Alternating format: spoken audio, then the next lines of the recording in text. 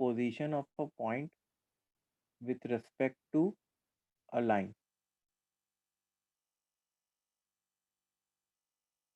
ठीक है, position of a point with respect to a line. तो इस टॉपिक में क्या है, जैसे मान लो कि हमारे पास अ, कोई लाइन है और दो पॉइंट्स हैं। तो दो पॉइंट से P1 और P2 ऐसा हो सकता है कि दोनों लाइन के सेम साइड लाई करे, या ऐसा हो सकता है कि ये दोनों लाइंस के ऑपोजिट साइड लाई करे। ठीक है, ये दो पॉसिबिलिटीज हैं कि P1 and P2 they lie on the same side of the line और on the opposite side of the line.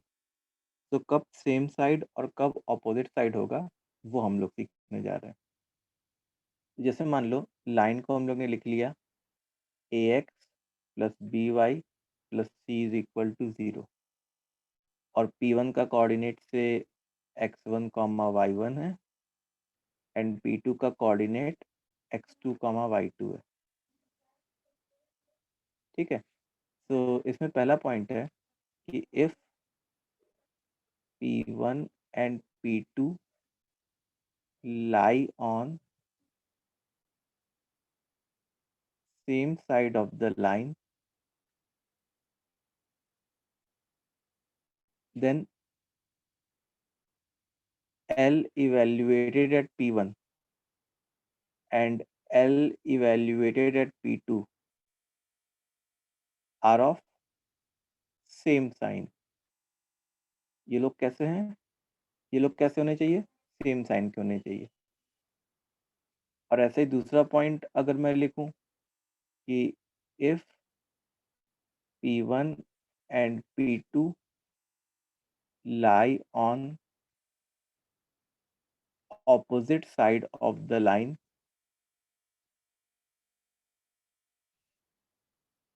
then L evaluated at P1 and L evaluated at P2 are of opposite sign।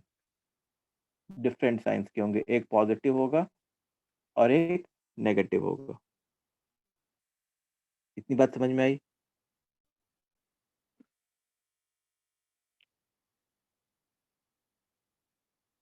ये part test में नहीं आएगा, ये वाली चीज।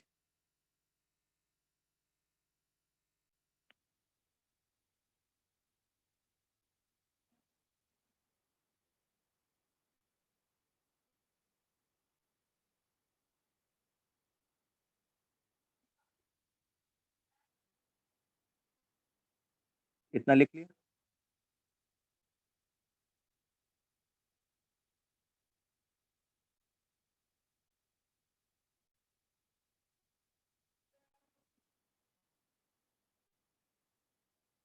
Okay, सो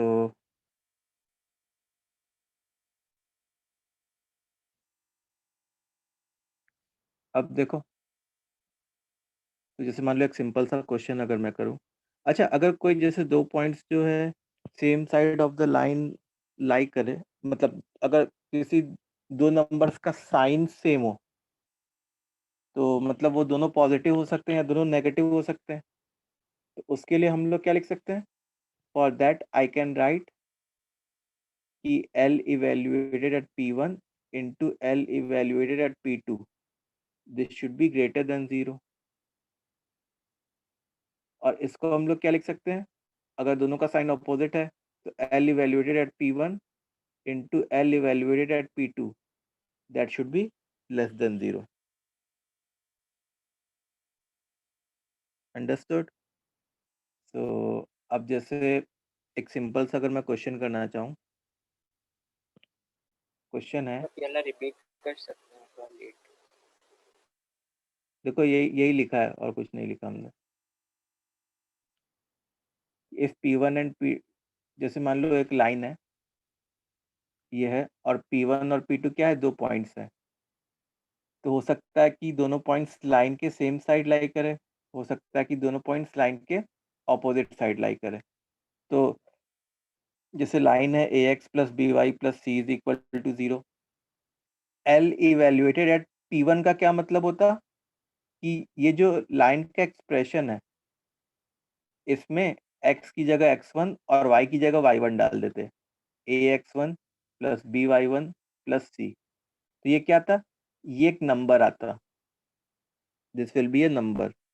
अब ये नंबर पॉजिटिव होता कि नेगेटिव होता, मतलब L इवेल्युएटेड एट P1 निकालते, L इवेल्युएटेड एट P2 निकालते और दोनों का साइन देखते, अगर दोनों सेम साइन पे लाइक कर रहे हैं इसका मतलब कि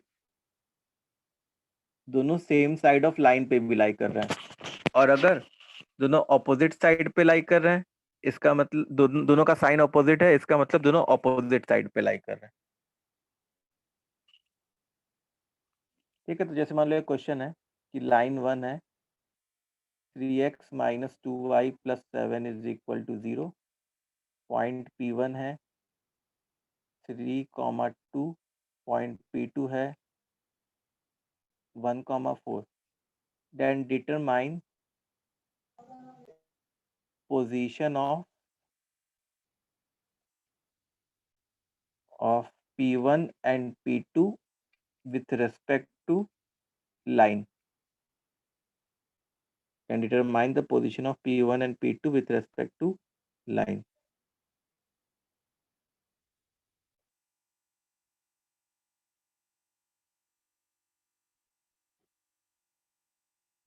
अगर ऑनलाइन आएगा तो 0 हो जाएगा। हाँ, ऑनलाइन आएगा तो वो 0 होगा। सर एक बार थोड़ा स्क्रॉल अप कीजिए ना। स्क्रॉल अप करो, देखो ये है।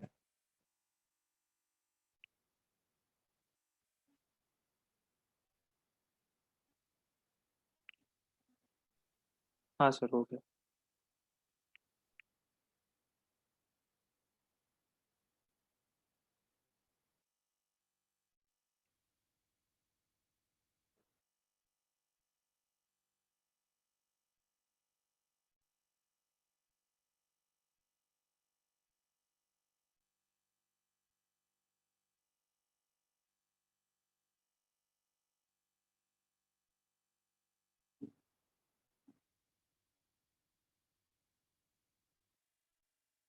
सर सेम साइड पे सेम साइड पे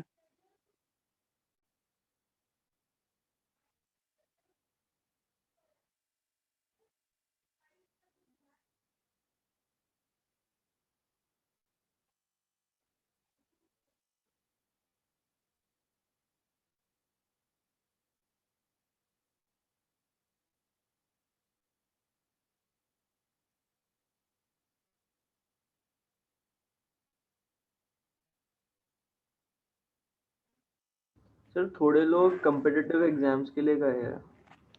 कौन सा एग्जाम? हाँ सर, आज एस्ट्रोनॉमी और इसका एग्जाम है, फिजिक्स ओलंपियाड है। चलो ठीक। सर स्टार्टिंग हाँ, से लगभग इतना ही रहा है। क्या हुआ? आज स्टार्टिंग फर्स्ट क्लास से इतना ही अटेंडेंस रहा, तो वो जो लोग गए वही लोग गए। अच्छा, वही मैं सोचा कि ऑलमोस्ट 10 बच्चे कम है। हाँ, तो हम लोग क्या करते हैं, एल को P1 पे इवेल्युएट करते हैं, तो एल को P1 पे जब इवेल्युएट करते तो क्या आता, 3 × 3 माइनस 2 × 2 प्लस 7, मतलब ये पॉजिटिव आ जाता। और एल को अगर मैं P2 पे इवेल्युएट करता तो 3 × 1 माइनस 4 × 2 प्लस 7, तो ये भी पॉजिटिव आ जाता, क्योंकि दोनों सेम साइन के आ रहे हैं, इसका मतलब P1 and P2 lie on what, same side of the line. P1 and P2 lie on same side of the line. चलो, अब इसी चीज पे दूसरा वैरायटी ऑफ क्वेश्चन क्या बन सकता है वो हम लोग देखते हैं। इससे दूसरा वैरायटी ऑफ क्वेश्चन ऐसा बन सकता है कि x plus y minus 4 is equal to 0, एक लाइन है, एक पॉइंट है p is equal to t, t + 1, और दूसरा पॉइंट है q is t+2 comma t-1, ठीक है। Then find range of t, find range of t for which हम लोग क्या लिखेंगे कि p and q lies on opposite side, opposite side of line L.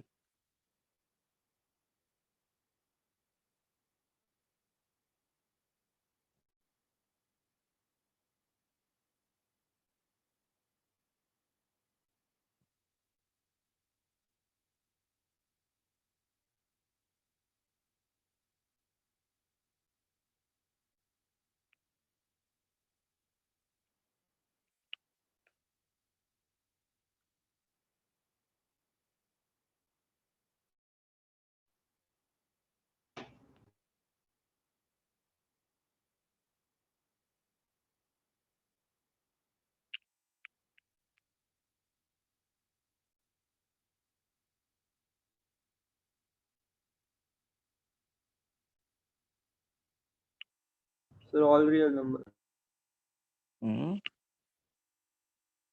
All real numbers. T less than 3/2. क्या रहा है t Less नहीं than नहीं नहीं 3/2. और सर कोई भी नंबर के पाई लिए नहीं। सर पाई हो जाएगा ना सर। हाँ नल सेट आ जाएगा, नो सोल्यूशन। तो देखो अगर उनको ऑपोजिट साइड पे लाई करना है उसका क्या मतलब है कि L evaluated at P into L evaluated at Q, this should be what less than 0। Agree करोगे?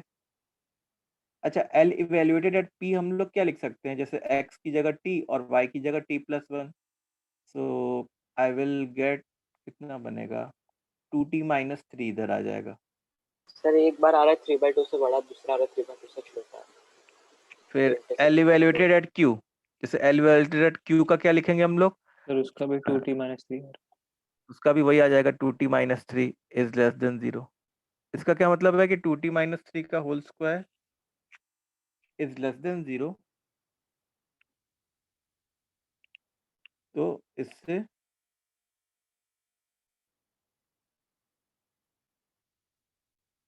ये कभी पॉसिबल है क्या?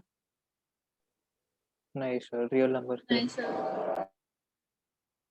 t belongs to a null set.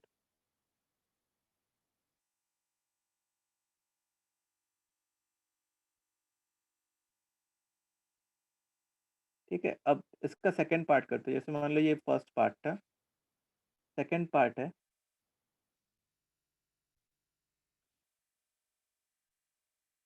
कि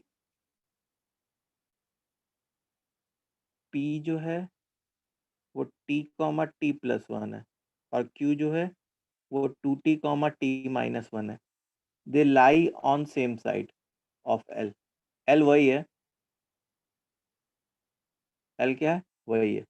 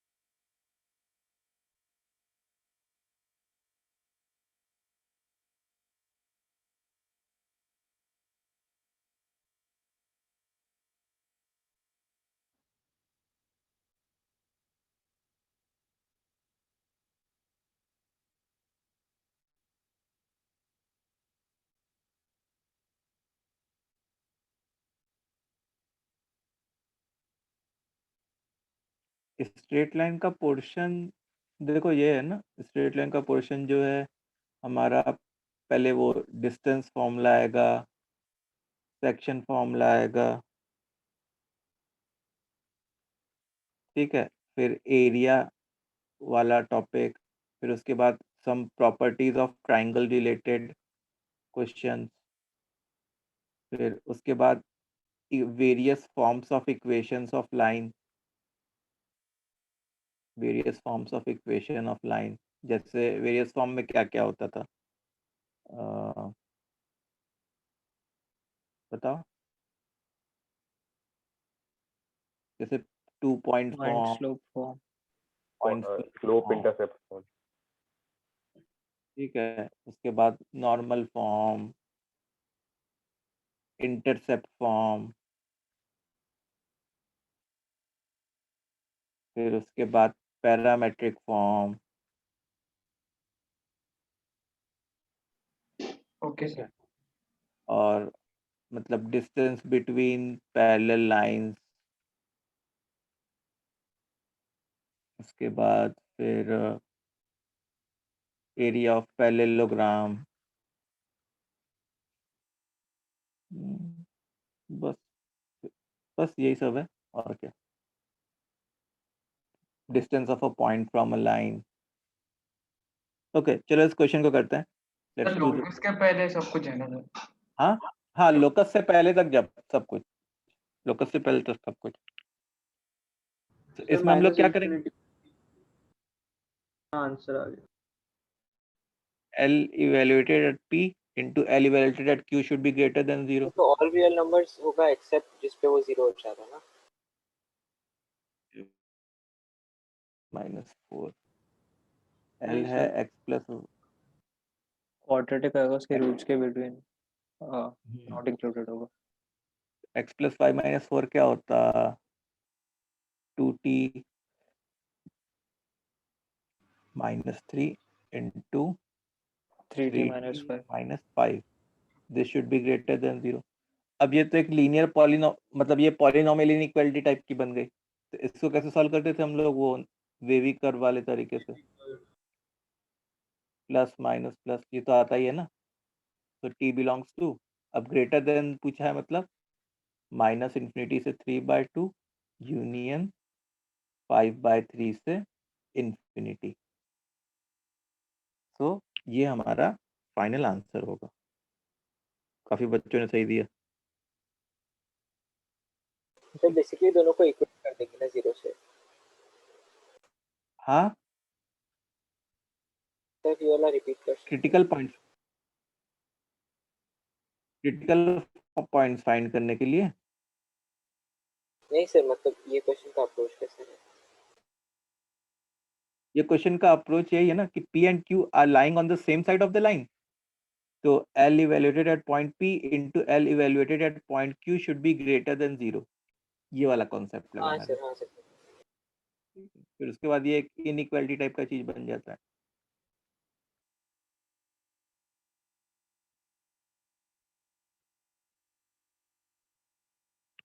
ठीक है, अब देखो, अब इसी से रिलेटेड नेक्स्ट टॉपिक है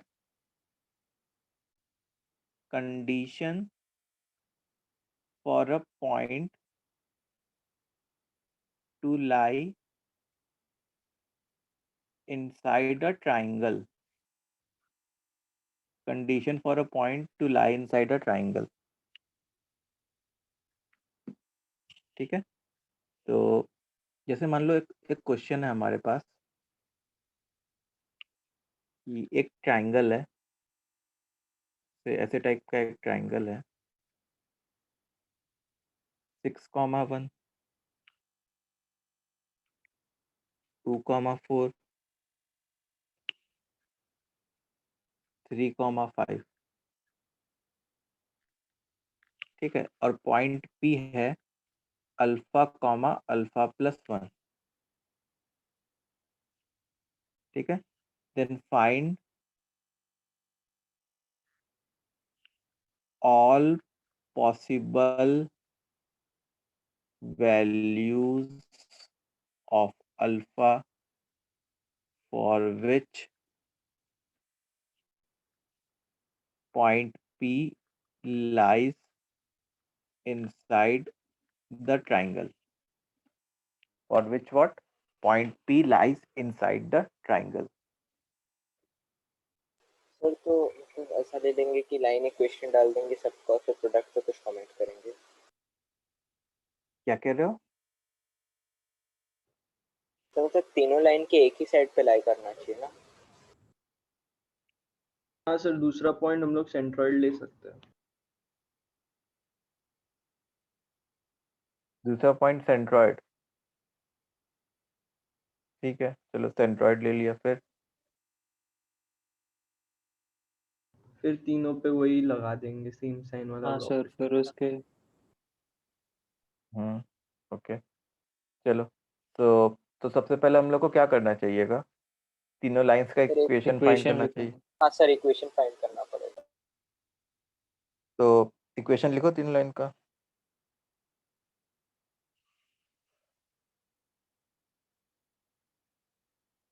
जल्दी जल्दी इक्वेशन लिखो। अच्छा, कुछ इक्वेशन ऑब्जर्वेशन बेस्ड अगर लिख सकोगे तो उसको लिखने की कोशिश करो, कोई इक्वेशन को। किसी का ऑब्जर्वेशन बेस्ड इक्वेशन लिख सकते हैं क्या? सर BC का और पूरा 3 बार 5 वाला बीसी प्लस का, 1 हो रहा है। y minus x is equal to 2। हाँ, बीसी का ऑब्जर्वेशन बेस्ड इक्वेशन अपने लिख सकते हैं। इन दोनों का जो डिफरेंस है ना, वो क्या है? 2 है। मतलब y minus x is equal to 2। ये किसका इक्वेशन हो गया? बीसी का इक्वेशन।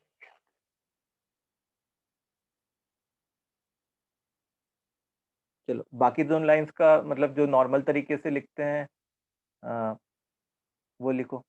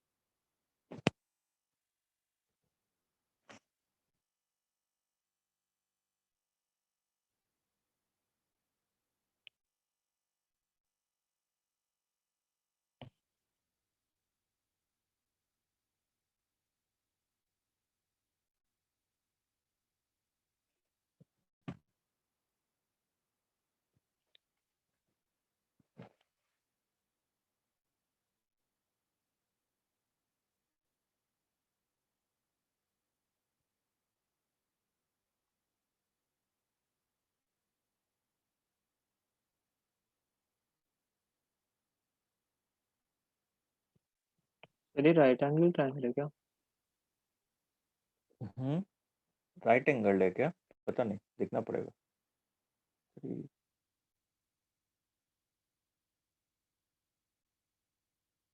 हाँ राइट एंगल है। ए पे शायद 90 डिग्री है। 4 बाय -3। नहीं नहीं नहीं नहीं, नहीं सर, राइट वो एंगल माइनस नहीं। आ रहा है एक। हाँ हाँ, दोनों माइनस आ रहे हैं मेरे ख्याल से। मतलब हाँ सर। दोनों के स्लोप, हाँ, राइट एंगल नहीं है।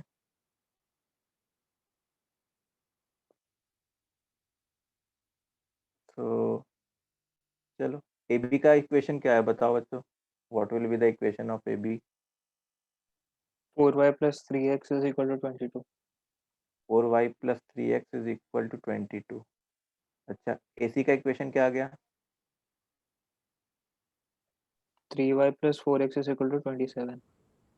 3y + 22 आ रहा है। ये भी 22 आ रहा है क्या? नहीं सर, 3 + 27। 27 आएगा। हाँ 27 आएगा। 12 + 15, हाँ ठीक है 27। ओके।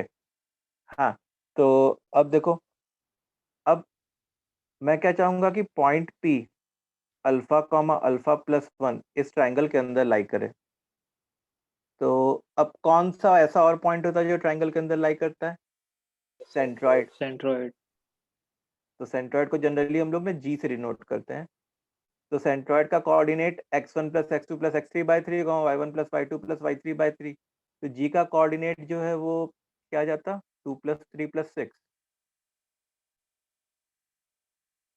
मतलब 11 बाई 3 कॉमा 4 प्लस 5 प्लस 1 10/3।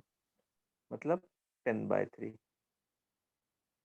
अब हम लोग को क्या सोचना होगा, अब हम लोग को ये सोचना होगा कि जैसे मान लो BC के रेस्पेक्ट में मैं सोचता, तो BC के लिए पॉइंट P और पॉइंट G सेम साइड पे लाई कर रहे हैं। तो BC के लिए पहले जो L मैं लेता, उसको लेने के लिए मेरे को इस 2 को इधर लेके आना पड़ता। तो इस पूरे एक्सप्रेशन को मैं क्या कहता, L कहता। ठीक है, तो L evaluated at G, L of BC evaluated at G into L of BC evaluated at P. This should be greater than 0. तो L evaluated at G क्या होता 10 by 3 माइनस 11 by 3 माइनस 2, मतलब ये negative quantity आती। बस हमको ये important है कि नेगेटिव आता कि पॉजिटिव आता, ये देखना इंपॉर्टेंट है। उसके बाद L evaluated at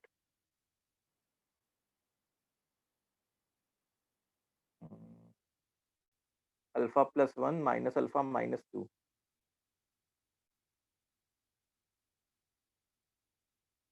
this should be greater than 0। अच्छा, negative into negative is greater than 0, मतलब पॉजिटिव इज ग्रेटर देन 0। यहाँ पे तो अल्फा, सारे अल्फा कैंसिल वगैरह हो गए। इसका मतलब क्या हो गया, ये तो एक always true all statement real है। नंबर्स। तो यहाँ पे कहानी क्या हो जाएगी, alpha belongs to all real number. ठीक है, तो ये तो कहाँ से आया, तो अभी फाइनली BC। तीनों इक्वेशन का इंटरसेक्शन लेना पड़ेगा ना। हाँ हाँ, तीनों का इंटरसेक्शन लेना पड़ेगा। तो ये जो चीज आई वो किसके रेस्पेक्ट में आई, अभी BC के रेस्पेक्ट में आई। अच्छा, अब अगर मैं AC के लिए लिखूं तो मैं क्या लिखता कि line of AC evaluated at G into line of AC evaluated at point P. This should also be greater than 0. अच्छा देखो, G पे लाइन कैसा आता हमारा, मतलब G पे जो आता वो पॉजिटिव आउटपुट आता कि नेगेटिव आउटपुट आता। 40 प्लस 12 बाय 3 माइनस 27 नेगेटिव हो जाता, आई थिंक। नहीं, 40 प्लस 33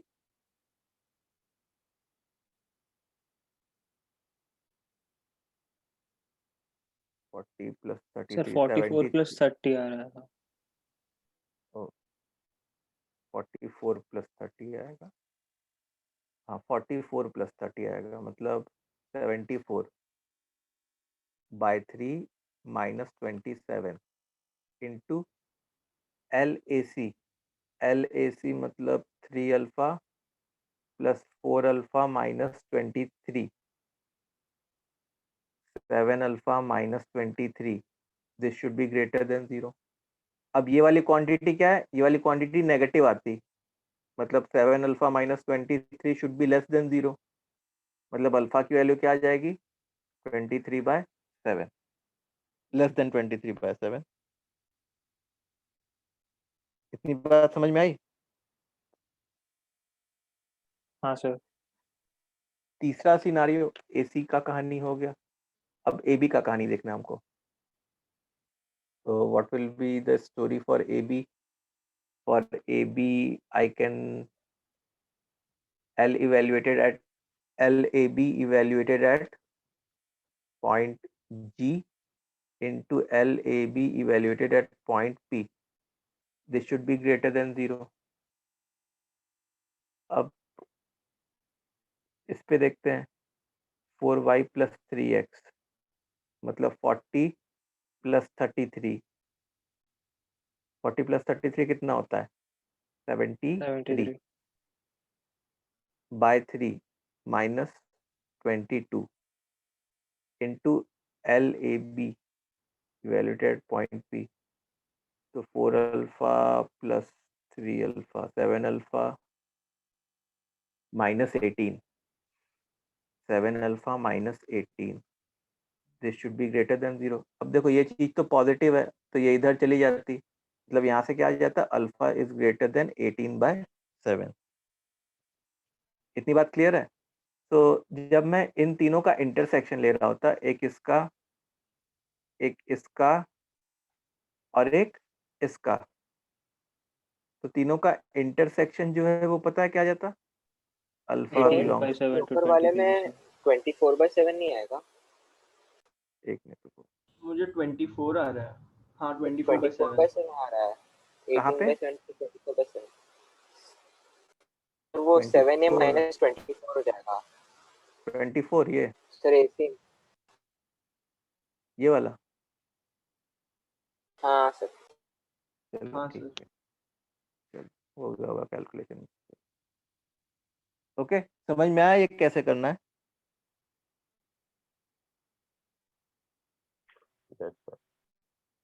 ओके अच्छा, इसको अब हम लोग एक दूसरे तरीके से भी कर सकते हैं, we can do it in another way also.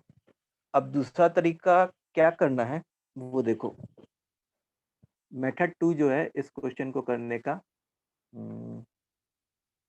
वो क्या है, बाय ड्राइंग एग्जैक्ट ग्राफ। ठीक है, इससे भी ये क्वेश्चन हो सकता है। तो यहाँ पे हम लोग को जो जो पॉइंट्स हैं, 3 पॉइंट्स हैं, उनको थोड़ा ऑब्जर्व करना पड़ेगा। तो जैसे अपने पास वो जो 3 पॉइंट्स हैं वो कौन कौन से हैं, A6,1, B2,4 एंड C3,5। ठीक है, तो अब देखो तीनों पॉइंट्स जो है अगर एक तरीके से तुम देखो तो फर्स्ट क्वाड्रेंट में ही लाई कर रहे हैं, तो मैंने बस फर्स्ट क्वाड्रेंट ही ड्रॉ किया एक तरीके से। अब A6,1, तो 6,1 कहीं यहाँ पे हो जाता से A,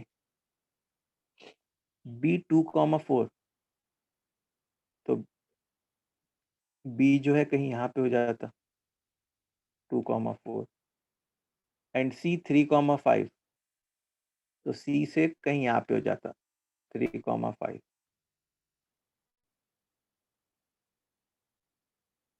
तो जो ट्राइंगल बन रहा होता वो कैसा बन रहा होता, ऐसे टाइप का बन रहा होता।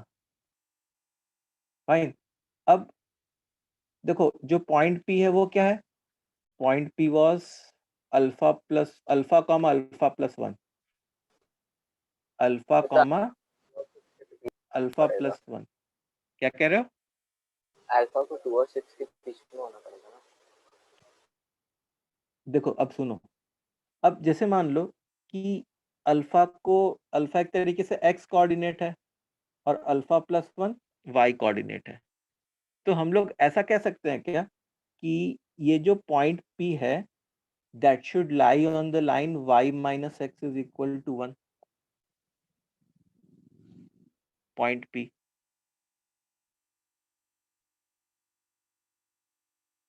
बोलो लेकिन बच्चों, एक पॉइंट से कैसे बोल सकते हैं? हाँ ये जो अल्फा कॉमा ये जो अल्फा प्लस 1 वाला पॉइंट होगा ना, ये ऐसे एक पॉइंट होंगे कि बहुत सारे पॉइंट्स होंगे, बहुत सारे होंगे। बहुत सारे होंगे। बहुत सारे होंगे for different values of alpha I will get different points, और ये सारे के सारे points they will lie on a straight line. ये सारे के सारे एक स्ट्रेट लाइन पे, एक यूनिक स्ट्रेट लाइन पे लाई करेंगे। वो यूनिक स्ट्रेट लाइन कौन सी होती, ये वाली होती है हमारी। ठीक है, अब y minus x is equal to 1 जो है वो कैसी लाइन होती पहले वो सोचना है। अब देखो इस लाइन का भी स्लोप 1 है और इस लाइन का भी स्लोप 1 है, इसका मतलब वो वाली लाइन इसके पैरेलल होती। ठीक है, अच्छा अब ये कहाँ से पास कर रही होती, जैसे मान लो मैं ऐसे लिख लूं, y की वैल्यू 0 तो x की वैल्यू -1 आ जाती, तो ये कुछ ऐसे पास कर रही होती और ऐसे जा रही होती। ठीक है, इतनी बात क्लियर है। अच्छा, हमको ये कैसे पता कि इसको ये वाली लाइन लाइन, इक्वेट करते क्या? हाँ, सुनो, एक बात सुनो मेरी, हम लोग को ये कैसे पता कि ये वाली लाइन बी के नीचे से जा रही होगी?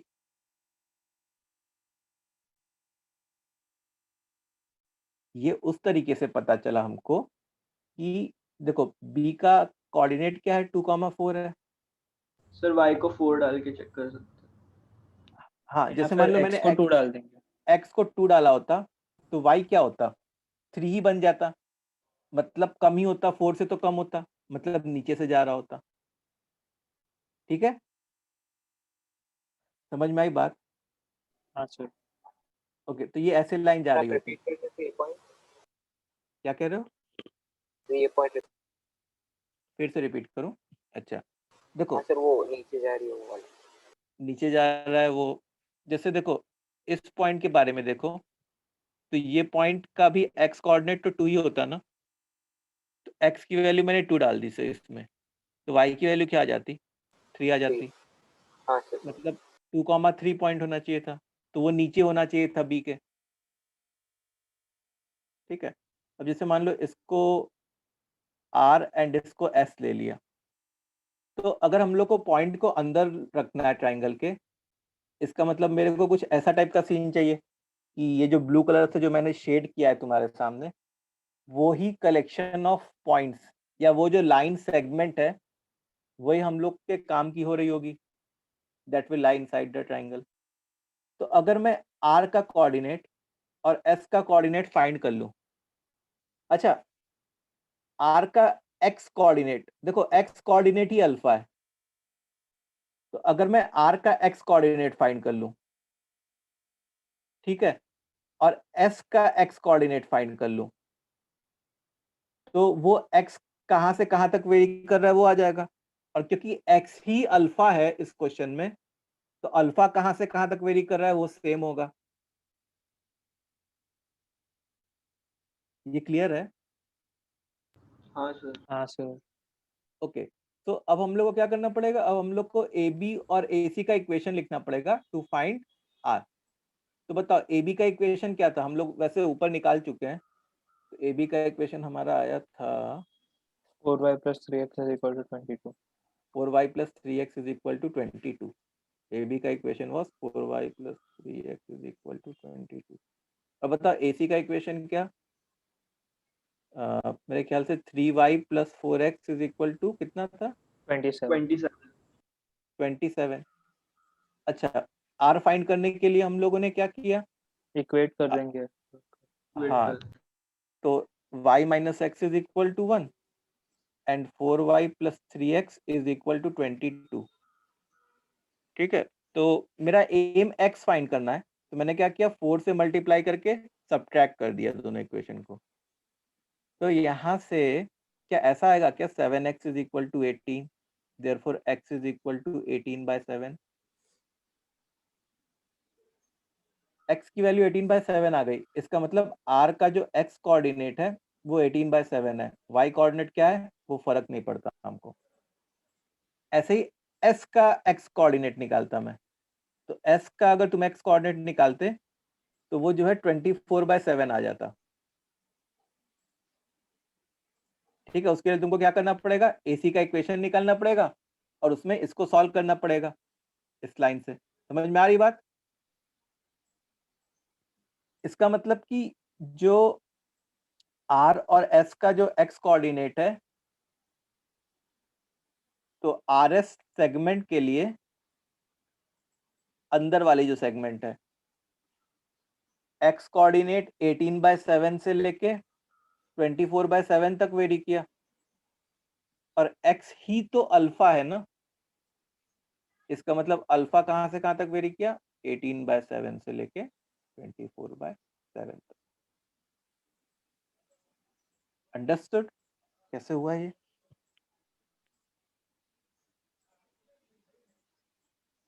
बोलो बच्चों, ये क्लियर है?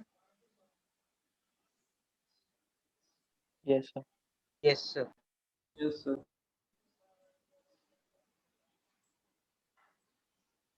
आगे बढ़ते हैं फिर अपने।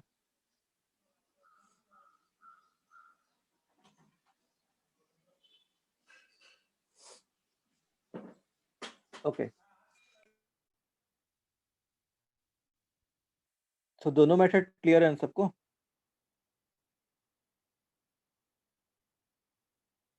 तो एक क्वेश्चन तुम लोग जो है इस ट्राइंगल को ड्रॉ करने वाले मेथड से खुद से कर लो।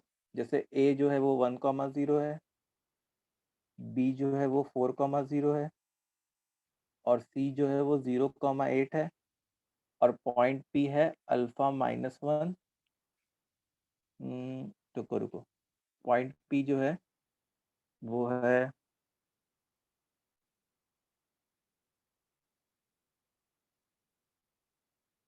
Alpha alpha square. ठीक है, ये पॉइंट पी है। Then find range of alpha for which P lies outside the triangle. चलो इस बार आउटसाइड द ट्राइंगल है, ठीक है।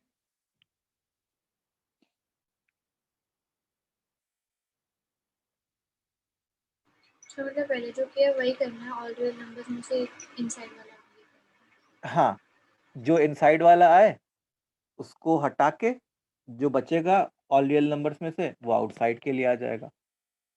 या सर फिर लेस देन 0 नहीं कर सकते? हाँ, वो लेस देन 0 भी कर सकते हो। मैं कैसे कह रहा हूँ, मैं किस तरीके से सॉल्व करने को कह रहा हूँ, डायग्राम बना के सॉल्व करने को कह रहा हूँ। ठीक है, मैं वो वाला कॉन्सेप्ट लगाने को नहीं कह रहा कि L evaluated at a into L evaluated at p, L evaluated at g वाला कॉन्सेप्ट लगाने को, वो नहीं कह रहा, डायग्राम बना के।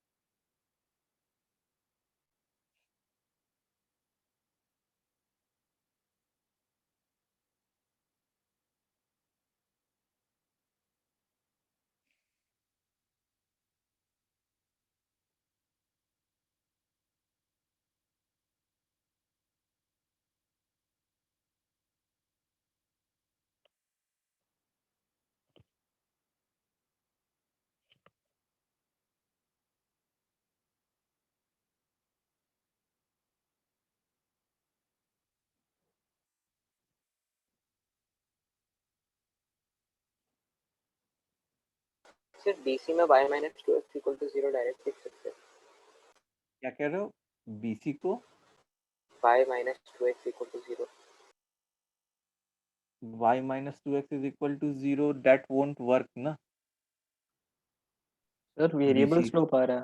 हाँ, वो लाइन का। किस चीज का? सर अच्छा ये बता, ये जो है ये एक लाइन होती क्या?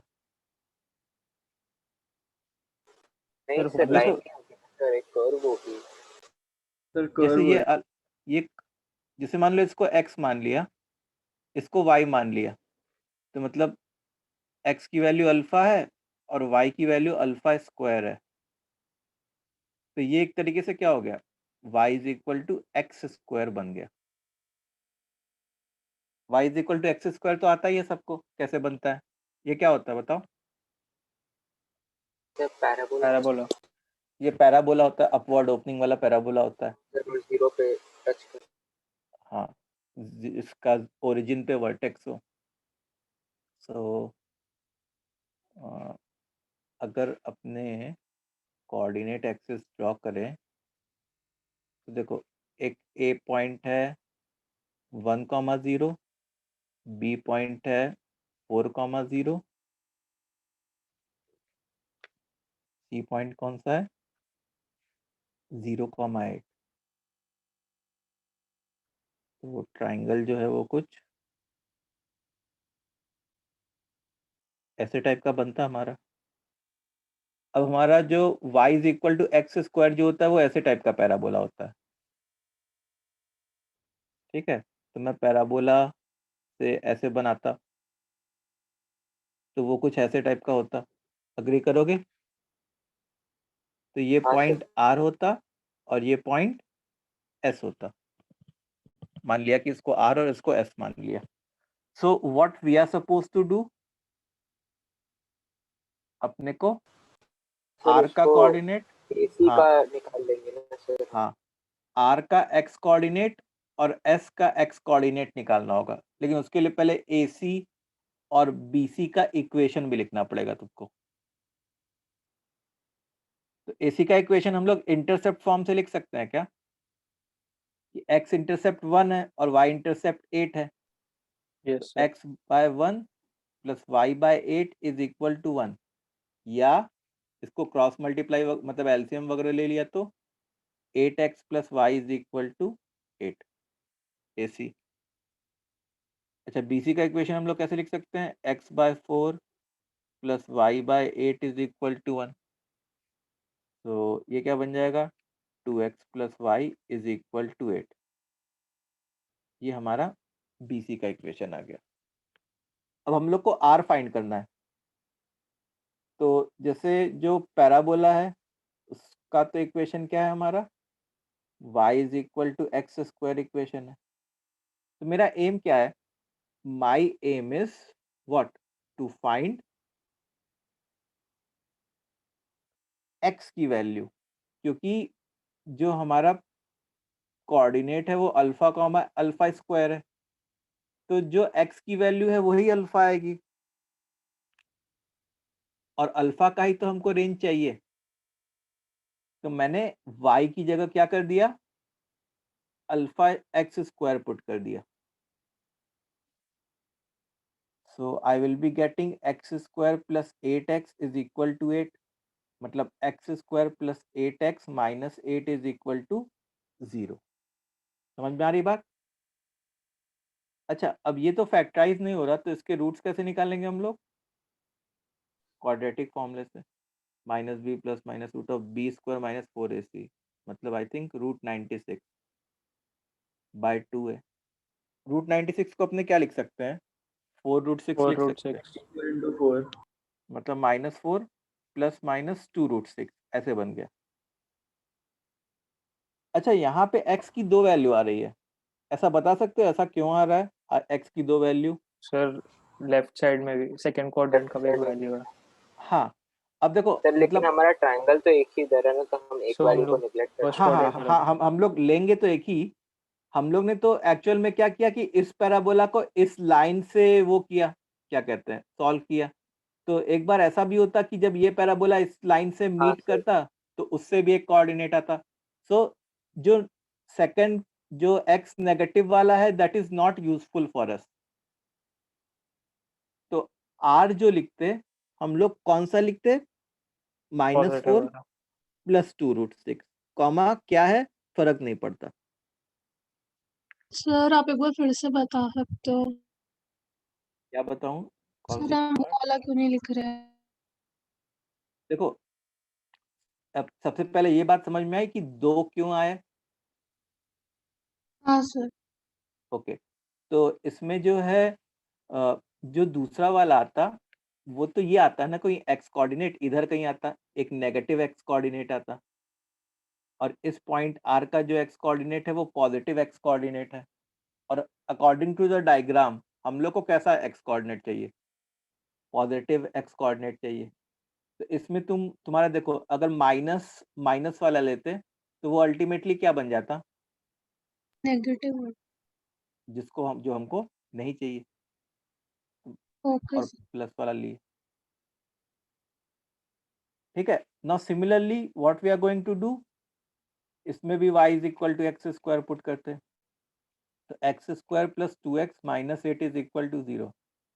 अच्छा, ये वाला जो क्वाड्रेटिक है ये फैक्टराइज हो सकता है ना, x plus 4 into x minus 2 में। सर तो x की दो वैल्यू आती है -4 एंड 2। दो -4 या 2। दो वैल्यू क्यों आ रही है, आई होप लास्ट लॉजिक से तुम लोग समझ गए। ठीक है, अच्छा इसमें से किसको नेग्लेक्ट करता, -4 को। -4। और किसको एक्सेप्ट करता, 2 को। तो एस का जो कोऑर्डिनेट होता वो 2 कॉमा समथिंग हो रहा होता। समथिंग से क्या लेना देना है, कोई सर नहीं। 2,4 ही होता है ना। अब ये जो है एक्स, मतलब अब हम लोग को क्या चाहिए कि point should lie outside the triangle. Question में क्या बोला गया, point should lie outside the triangle. तो आउटसाइड के लिए क्या हम लोग ऐसा कह सकते हैं कि सर और x, रियल नंबर्स एक्सेप्ट वो हाँ x जो है वो -4 + 2√6 से छोटा होना चाहिए था, या x 2 से बड़ा होना चाहिए था। अच्छा, x ही तो अल्फा है, मतलब alpha should be less than -4 + 2√6 और alpha should be greater then 2।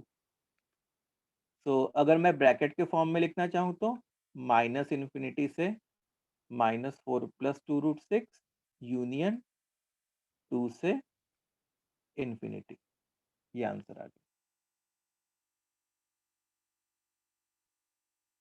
ठीक है, तो बताओ कौन सा मेथड ज्यादा इजी है, मेरे सेकंड इनइक्वालिटी वाला। डायग्राम ड्रॉ करके इजी है, या LP1 × LP2 is less than 0 या ग्रेटर देन 0 वो वाला इजी है? डायग्राम वाला। डायग्राम वाला इजी है। ठीक है, तो कभी भी जैसे ऐसे टाइप के क्वेश्चन है कि position of a point with respect to triangle type के क्वेश्चन आए, तो तुमको डायग्राम ड्रॉ करके ही कोशिश करनी चाहिए ऐसे क्वेश्चन को सॉल्व करने की।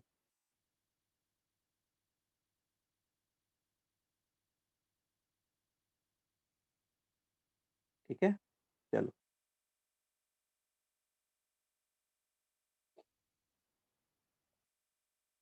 ओके। अब हम लोग आते हैं नेक्स्ट टॉपिक पे, जो कि है foot of perpendicular of a point from a line. ठीक है, foot of perpendicular of a point from a line. तो जैसे मान लो एक लाइन है ax + by + c = 0, एक पॉइंट P है x1, y1, और इसका फुट ऑफ परपेंडिकुलर क्या होता, यहाँ पे होता। जैसे Q ले लिया x0, y0। तो क्या क्या नोन है हम लोग को, पॉइंट P नोन है और लाइन का इक्वेशन नोन है, और क्या फाइंड करना है, पॉइंट Q फाइंड करना है। समझ में आई बात? बोलो स्टूडेंट, इतना क्लियर है? हाँ सर। तो अच्छा, इसका एक फॉर्मूला होता है, उस फॉर्मूले का प्रूफ जो है वो एज अ होमवर्क तुम्हारा है। उसका हिंट मैं दे देता हूँ। हिंट है इस फॉर्मूले का प्रूफ का, you have to use parametric form. ठीक है, पैरामेट्रिक फॉर्म से इस फॉर्मूले का प्रूफ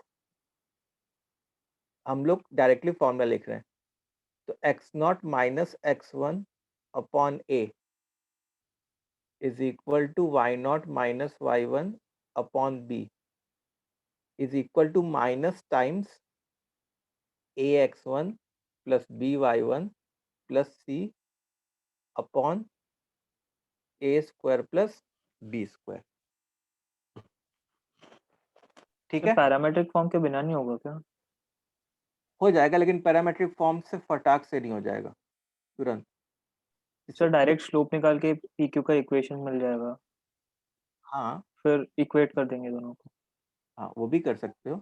पैरामेट्रिक फॉर्म से एकदम सिस्टमेटिक तरीके से जैसा ये आया है ना, वैसे उस फॉर्म में आ जाएगा तुम्हारा। Okay sir. ठीक है, सो देखो क्या लिखा है मैंने, जिस फुट ऑफ परपेंडिकुलर पहले लिखा है x0 माइनस जो पॉइंट गिवन है उसका x coordinate x1 whole upon a। Similarly y0 - y1 whole upon b is equal to minus times ax1 + by1 + c whole upon. अब देखो यहाँ पे काफी बच्चों की आदत होती है कि वो इसको √(a² + b² लिख देते हैं। वो नहीं है, नीचे ए स्क्वायर प्लस बी स्क्वायर ही है। तो लाइन के इक्वेशन में तुमको क्या करना होगा, लाइन के इक्वेशन में तुमको इस पॉइंट पी के कोऑर्डिनेट डालने होंगे, उससे न्यूमरेटर आ जाएगा और डिनोमिनेटर में क्या आ जाएगा, एक्स के कोफिशिएंट का होल स्क्वायर प्लस वाई के कोफिशिएंट का होल स्क्वायर। ठीक है। अच्छा, हमारा एम क्या है, हमारा एम है एक्स नॉट और वाई नॉट फाइंड करना। तो जब आप इन दोनों को इक्वेट करोगे ना तो एक्स नॉट की वैल्यू आ जाएगी, और जब आप इन दोनों को इक्वेट करोगे तो वाई नॉट की वैल्यू आ जाएगी। ठीक है। सो फॉर्मूला याद हो गया। नीचे, इसके नीचे क्या लिखना है, इसके नीचे जैसे x वाले टर्म है तो उसके नीचे x के कोफिशिएंट से डिवाइड किया, y वाले टर्म है तो उसके नीचे y के कोफिशिएंट से डिवाइड किया। तो जैसे मान लो क्वेश्चन होता हमारा कि एक पॉइंट P होता 2,3 और एक लाइन L होती 3x minus 4y plus 5 is equal to 0।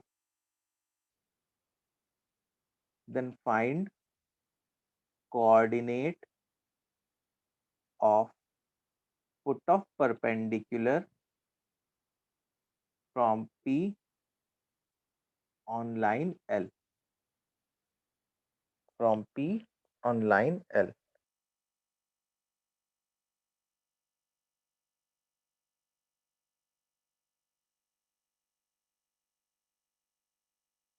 फिर आप थोड़ा ऊपर स्क्रॉल कर सकते हो।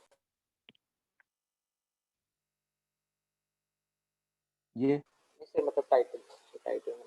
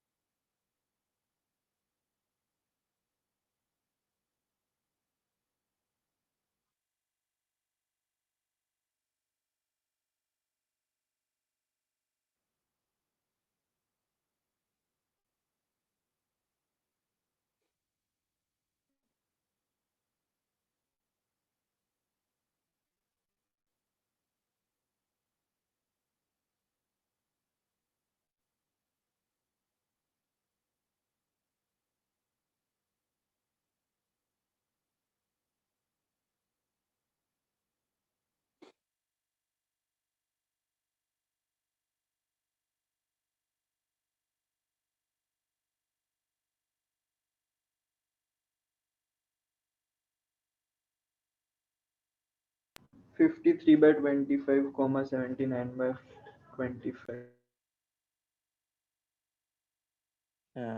चैट बॉक्स में लिखो ना, तुम्हारा साउंड क्लियर नहीं आ रहा।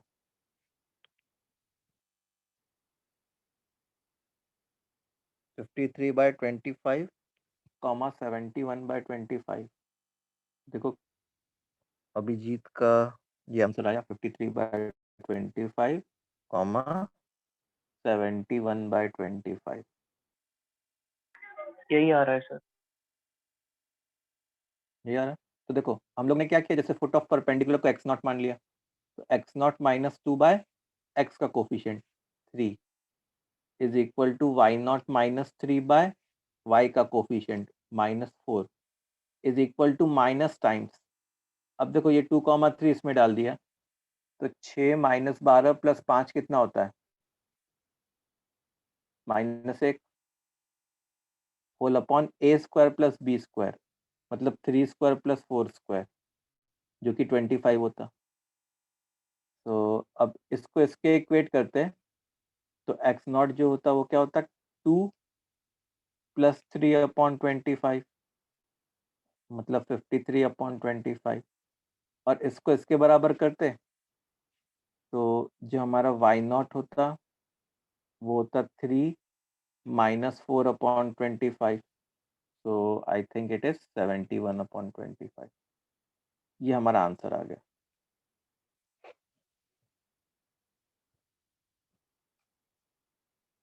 ठीक है, इतनी बात समझ में आ गई?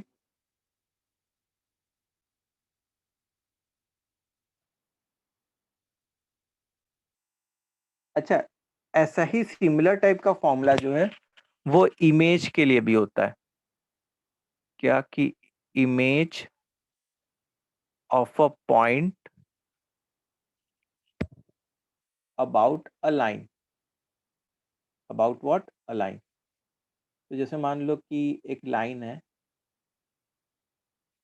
ax plus b y plus c is equal to 0 और एक पॉइंट है x1 कॉमा y1। तो अगर लाइन को मैं मिरर मान लूं पर्टिकुलर डिस्टेंस इक्वल कर देंगे ना, तो तो एक्स नॉट वाई नॉट लेके हम पैरामीट्रिक लगा देंगे। हाँ, तो डायरेक्ट फॉर्मूला ही है हमारे पास ना। हमारे पास क्या है, इसका भी डायरेक्ट फॉर्मूला है। जैसे पिछले वाले का डायरेक्ट फॉर्मूला था तो इसका भी डायरेक्ट फॉर्मूला है। एकदम सेम टाइप का फॉर्मूला है, बस थोड़ा सा अंतर है। देखो क्या अंतर है। जैसे यहाँ पे x naught minus x one upon a लिखे, वहाँ पे भी वही लिखे थे। फिर यहाँ पे भी y nought minus y one upon b लिखे, वहाँ पे भी वही लिखे थे। यहाँ पे minus times a x one plus b y one plus c upon a square plus b square तो लिखे जैसे वहाँ पे वो लिखे थे, लेकिन यहाँ पे 2 से मल्टीप्लाई कर दिए बस। ठीक है, यहाँ पे क्या कर दिए, 2 से मल्टीप्लाई कर दिए। सर वो डिस्टेंस देता है सर? हाँ तो लास्ट जो पार्ट है वो सॉर्ट ऑफ डिस्टेंस को दिखाता है क्या पहले? हाँ हाँ, वो डिस्टेंस टाइप की चीज दिखाती है, समथिंग लाइक दैट ओनली। मतलब अगर जैसे मान लो कि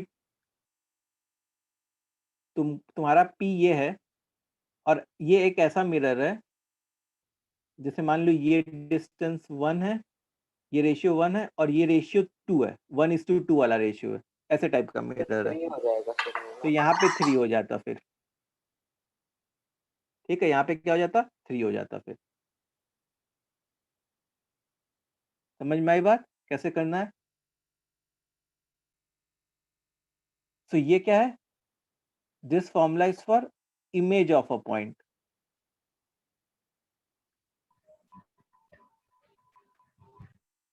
ये फॉर्मूला किस लिए है, इमेज के लिए, किसी पॉइंट का।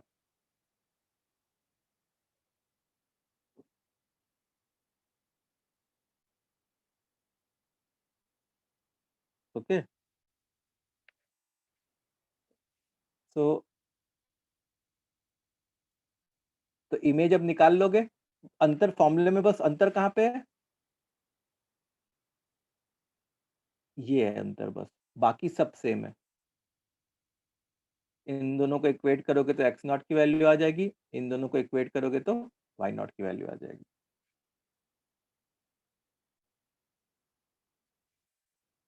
अब नेक्स्ट टॉपिक है इक्वेशन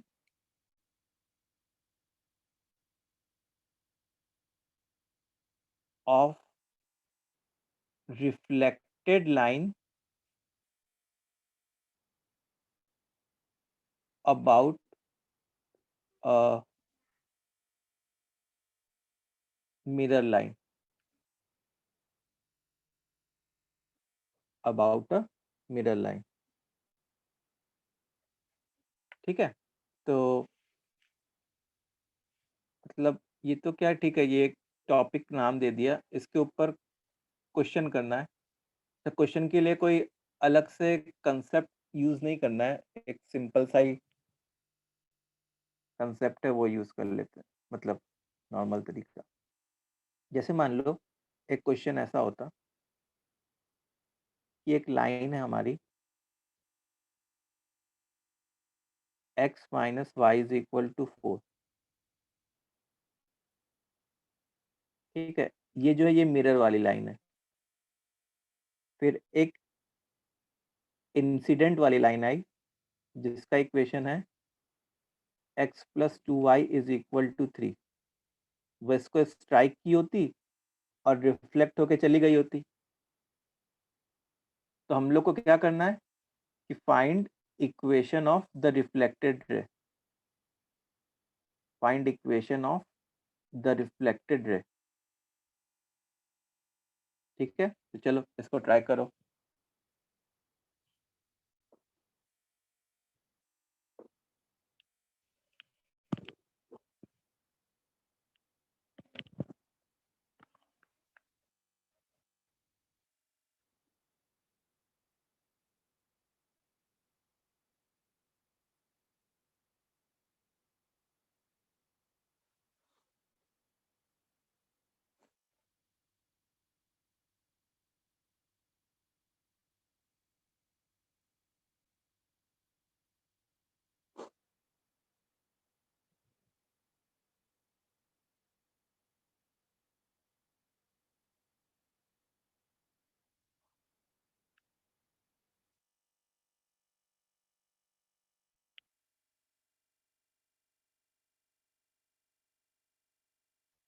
इस लाइन का हम लोग को इक्वेशन चाहिए, जैसे मान लो इसको आर कह दिया, आर वाली लाइन।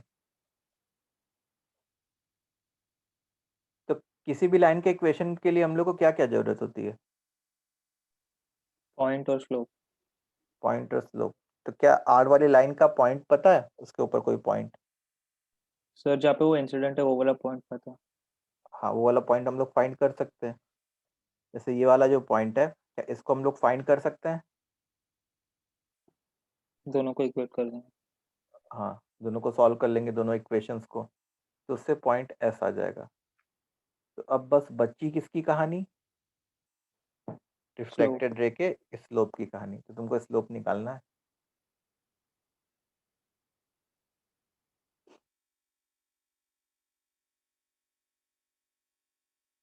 सर हम वो यूज कर सकते हैं कि दोनों के बीच का एंगल से। हाँ, वही यूज करना है कि दोनों के बीच का एंगल जो है वो क्या होगा, सेम होगा।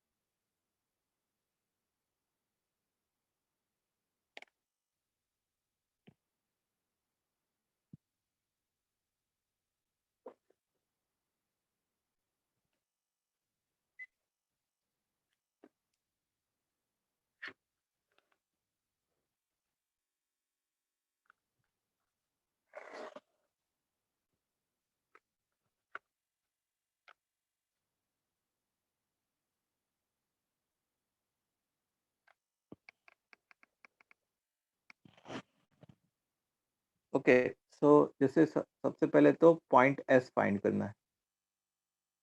तो टू फाइंड पॉइंट एस हम लोग क्या करते, x plus 2y is equal to 3 and x minus y is equal to 4 को सॉल्व करते।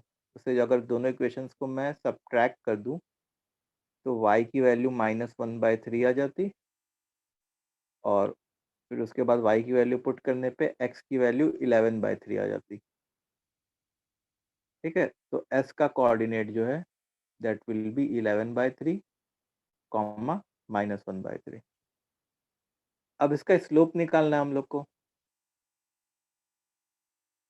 तो ये तो हम लोग को पता है कि जो रिफ्लेक्शन में होता है एंगल ऑफ इंसिडेंट और एंगल ऑफ रिफ्लेक्शन इक्वल होते हैं। अच्छा ये बताइए, जो ग्रीन वाली डॉटेड लाइन है इसका स्लोप बता सकते हैं क्या? बोलो स्टूडेंट, इस लाइन का स्लोप हाँ क्या है? सर -1 होगा। इस लाइन का स्लोप 1 है, इसका मतलब ये परपेंडिकुलर है, इसका स्लोप क्या होता? -1। -1। अच्छा, इसके स्लोप को से m नॉट मान लिया। अब हम लोग क्या करते कि एंटी क्लॉकवाइज सेंस दोनों जगह लेते हैं, जैसे ये एंगल थीटा और ये एंगल भी थीटा। ठीक है, अब दोनों जगह क्या लिख लेते, tan theta is equal to tan theta. Fine. देखो जो पहला वाला tan थीटा होता, इस लाइन का स्लोप क्या है, -½ है। तो -½ minus of -1 whole upon 1 plus m1 m2, तो 1 प्लस ½ इंटू 1। और इसका जो tan थीटा होता वो क्या होता, -1 minus m0 whole upon 1 minus m0। ठीक है, होल अपॉन 1 माइनस m0। इतनी बात समझ में आई? अच्छा, इनको अगर मैं सॉल्व करूं तो क्या बनेगा, -1 -1/2 मतलब 1/2 by 3 whole upon 3/2 is equal to m naught plus one whole upon m naught minus one, तो 1/3 बन गया ये एक तरीके से। तो 3m naught minus 3 is equal to m naught minus one, तो इससे एम नॉट की वैल्यू -2 क्या आ गई, 1 आ गई ना। तो एम नॉट प्लस वन होएगा ना क्या हुआ, कुछ गलत, हाँ हाँ हाँ हाँ, सॉरी न्यूमरेटर में। M naught plus one, am not की वैल्यू -2 आ गई तुम्हारी। ठीक है, अब एम नॉट की वैल्यू -2 आ गई और पॉइंट एस तो पता है, S is 11/3 comma -1/3, S is 11/3 comma -1/3, और उसका उस लाइन का स्लोप जो है -2 है। तो बस इस लाइन का इक्वेशन लिख लेना। इसका इक्वेशन किस फॉर्म में होगा, y + 2x is equal to -1/3 plus 22/3, मतलब आई थिंक 7 आ जाएगा। तो y + 2x is equal to 7, यही हमारा इक्वेशन ऑफ रिफ्लेक्टेड रे हो गया। This is what equation of reflected ray, y + 2x is equal to 7। ठीक है,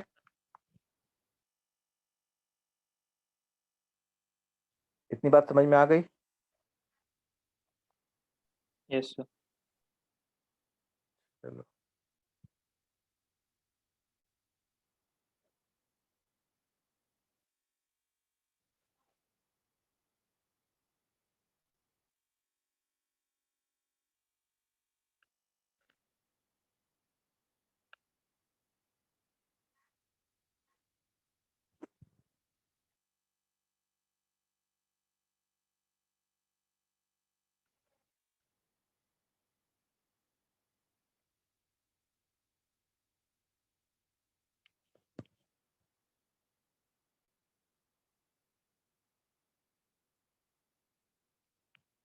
अच्छा, अब एक टॉपिक ये है, जैसे एक क्वेश्चन ये है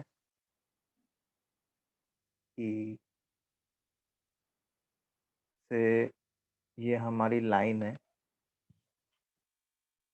कैसी लाइन, जैसे मान लो x + 2y is equal to 3 है, ये एक लाइन है, एक पॉइंट P है 1,2, और यहाँ से लाइन रिफ्लेक्ट होके एक पॉइंट R पे जा रही है, मतलब यहाँ पे स्ट्राइक की और रिफ्लेक्ट होके R पे चली गई, R से पड़ी चली गई। ठीक है, तो ये इंसिडेंट है, ये रिफ्लेक्शन है। तो हम लोग को क्या क्या फाइंड करना है, इसे फाइंड करना है, पहली चीज पॉइंट S, और दूसरी चीज equation of incident and reflected ray.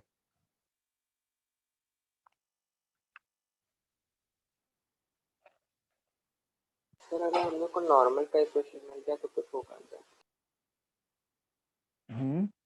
Normal का इक्वेशन मिल जाए तो कर सकते हैं। सर तो फिर अगर हम P और R को ज्वाइन कर दें और फिर मिड पॉइंट निकाल दें, मिड पॉइंट तो लाई करेगा नॉर्मल पे।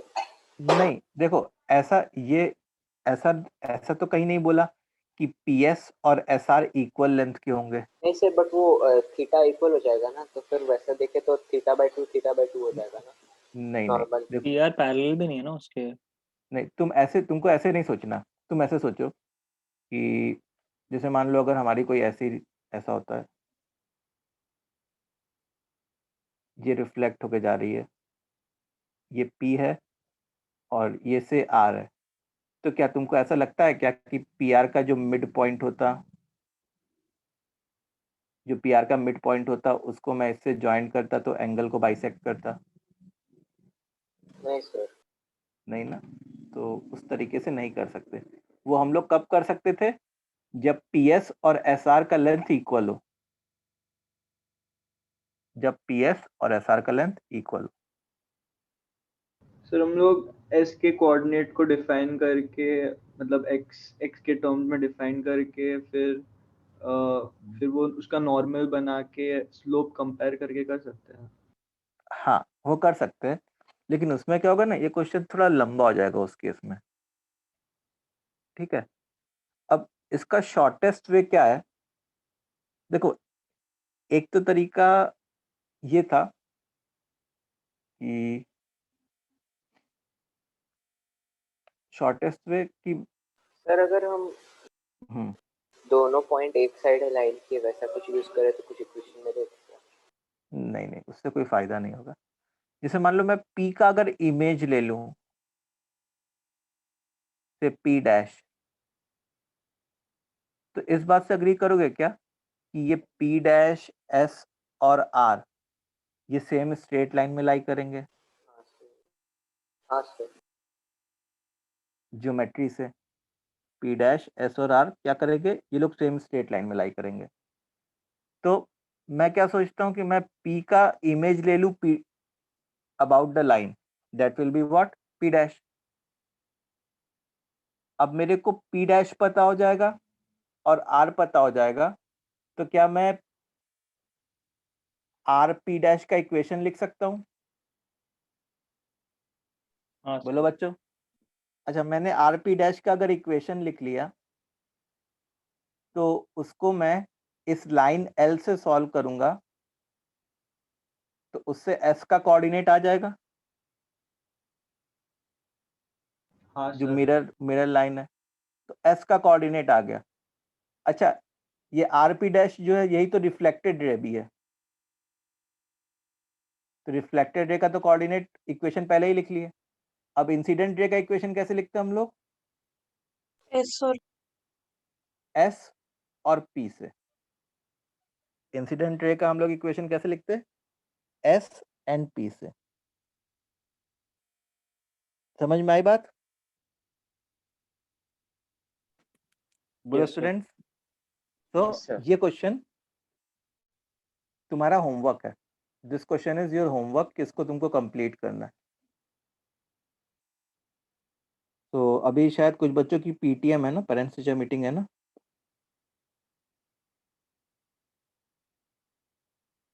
हम्म। हाँ सर, ग्रुप पे आया।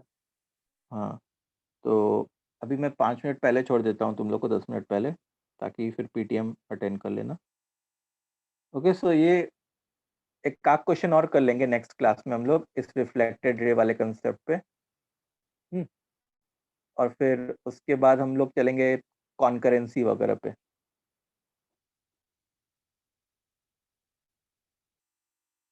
ठीक। और सोनल का एक डाउट था, उसने पूछा था, रुको मैं बता देता हूँ। सर आपने जो पीडीएफ भेजा था थोड़े दिन पहले, वो स्ट्रेट लाइन स्टिल नाउ, वो हम फॉलो कर सकते ना सर? हम्म।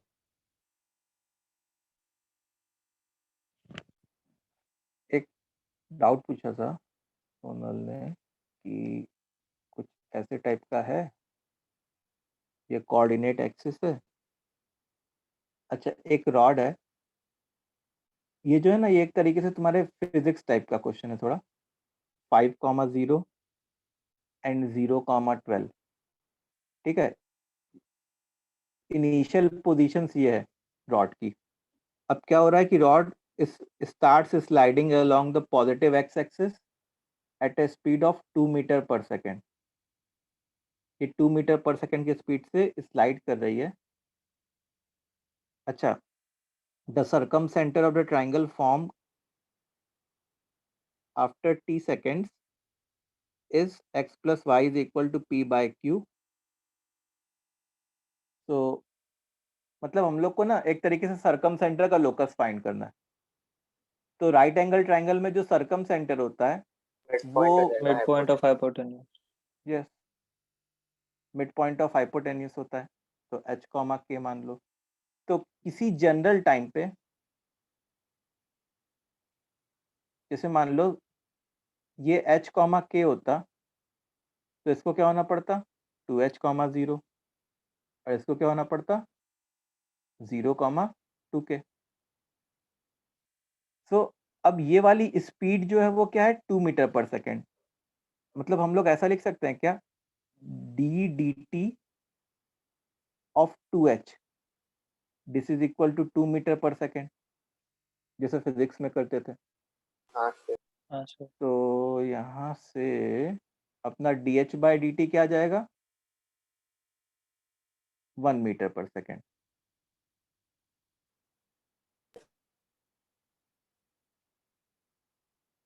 और सर केस तो चेंज नहीं होगा क्योंकि ऊपर क्या? नहीं है ना सर, ऊपर मतलब वर्टिकल वेलोसिटी 0 है ना। के नहीं भी तो नहीं, चेंज होगा, नीचे आ रहा के है भी ना, चेंज होगा, के भी लेंथ चेंज होगा। कांस्टेंट होगा।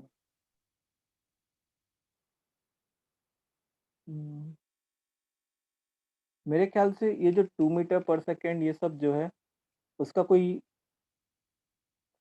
Use the circumcentre of the triangle formed by the rod with sir locus ढूंढना है क्या? इसका question, the circumcentre of the triangle formed after t seconds, t less than 6। Sir locus के बारे में तो कुछ मेंशन नहीं है। एक मिनट,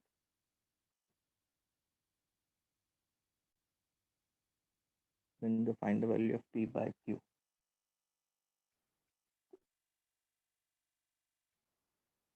जैसे सर टी सेकेंड्स के बाद एक्स कोऑर्डिनेट तो टी ही हो जाएगा ना।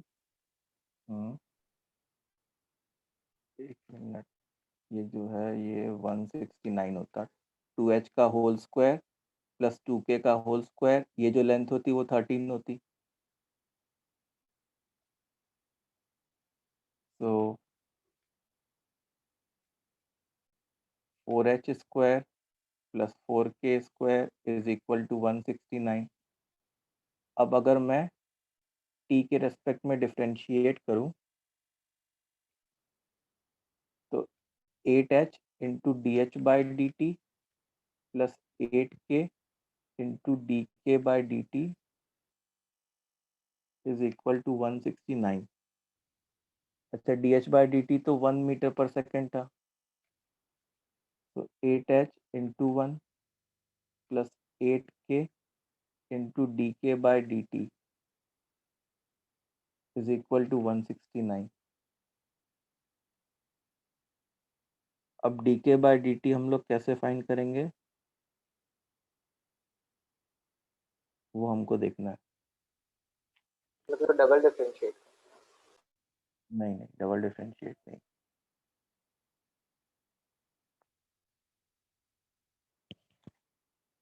The circumference of a triangle formed by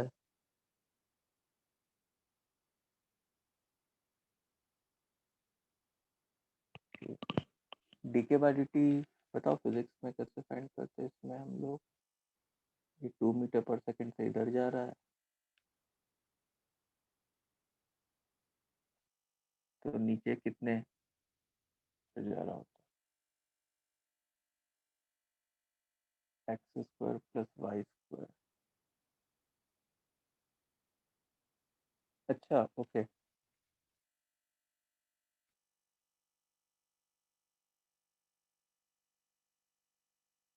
H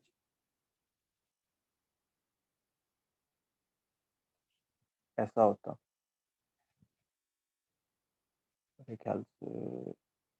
ये जो होता, जैसे ये 2 मीटर पर सेकेंड है और ये 5,0 पे है और ये 0,12 पे है, ये मान लो वाई मीटर पर सेकेंड है या से यू मीटर पर सेकेंड है।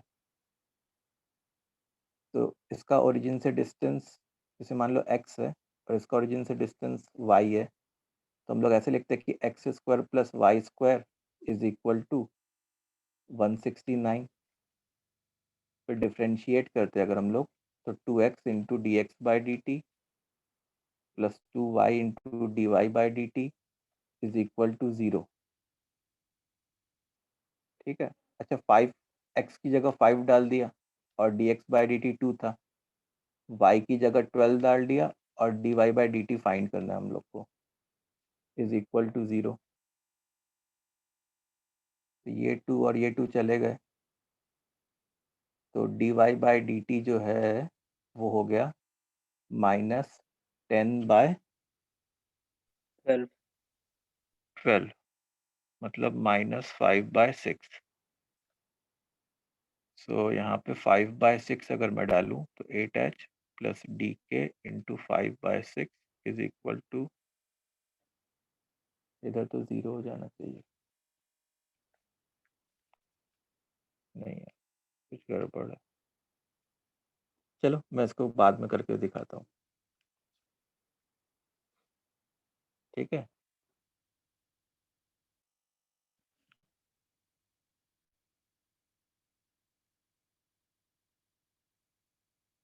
तो आज के लिए इतना ही करते हैं, मैं इस क्वेश्चन का सोल्यूशन बताता हूँ तुम लोग को। Bye bye.